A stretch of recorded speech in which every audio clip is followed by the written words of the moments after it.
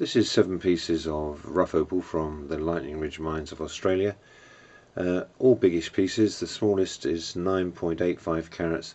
The largest, which is that piece at the back, is 46.35 carats. So you have a total of 143.8 carats.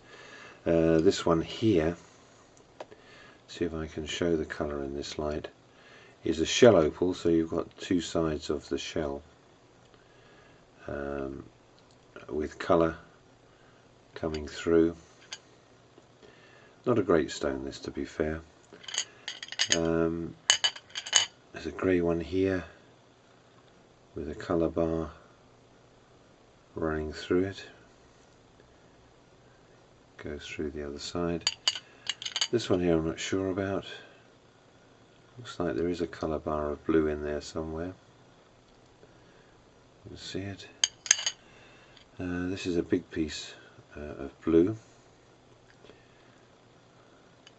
Seems to come around the back as well. Blue with some grey streaks, and a little purple one here, crystal. So there you have it, 7 pieces to cut and polish. Should be some decent pieces in there.